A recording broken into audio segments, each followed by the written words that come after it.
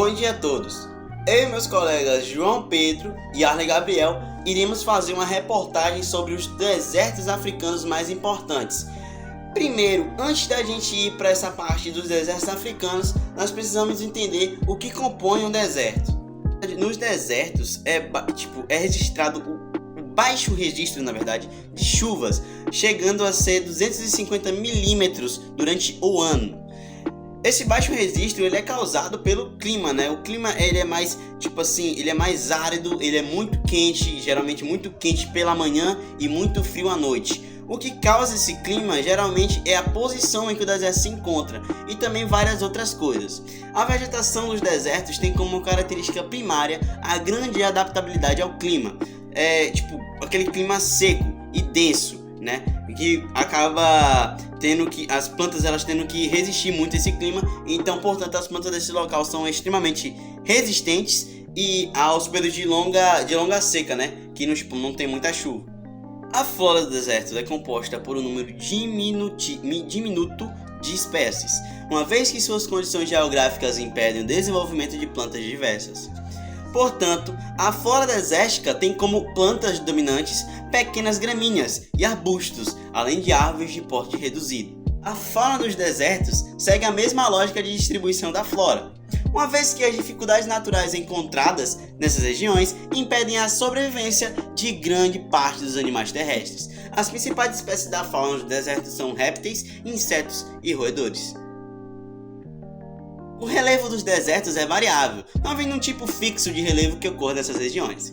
Comumente, seu relevo apresenta formações geomorfológicas, como dunas, planícies de areia, planaltos e montanhas rochosas. A maior parte dos rios e lagos desérticos são intermitentes e possuem água muito salgada. Agora, você vai ficar com a apresentação dos 3 maiores desertos da África, que seria o deserto do Saara, o deserto de Namíbia e o de Kalahari. De Kalahari é um dos desertos localizados na região sul da África, sendo o segundo maior do continente africano e o quinto maior do mundo, com cerca de 930 mil km por metro quadrado, ocupando parte do território da África, Namíbia, Angola, entre outros países. Trata-se de um ambiente considerado muito traiçoeiro, pois num curto período do ano as chuvas são abundantes e contribuem para a formação de rios e extremas vegetações que podem atrair pessoas e animais. Porém, logo depois, o clima se torna novamente seco e a paisagem desértica predomina.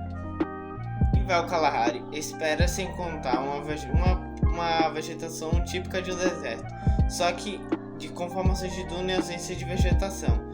Mas, na realidade, o cenário do Kalahari é composto predominantemente por vegetação de capim e pequenas formações de dunas avermelhadas. Porém, a paisagem não é homogênea. Ao norte é uma vegetação mais densa, mais ao sul e com presença de rios, como o Okavango, e animais como os hienas e suricatos.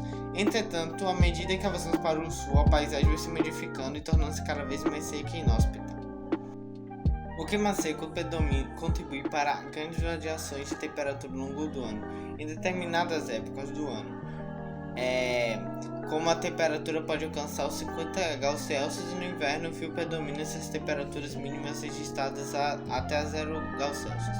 O clima é um dos principais fatores que dificulta a permanência humana nesse deserto, o Kalahari.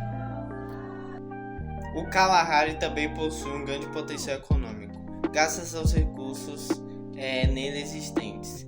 Sua principal atividade é a mineração, em que empresas trabalham na extração de urânio, carvão, cobre e níquel.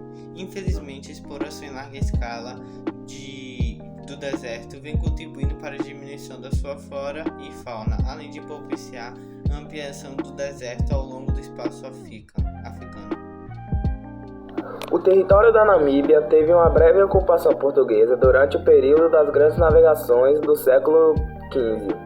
Posteriormente, a Holanda e a Inglaterra também ocuparam essas terras devido ao seu vasto litoral atlântico, com um processo chamado de neocolonialismo que ocorre no século XIX. onde as grandes potências europeias partilham o continente africano entre si na Conferência de Berlim. A Alemanha de 1880 fica com a região do Sudeste africano, na qual estava o território da Namíbia.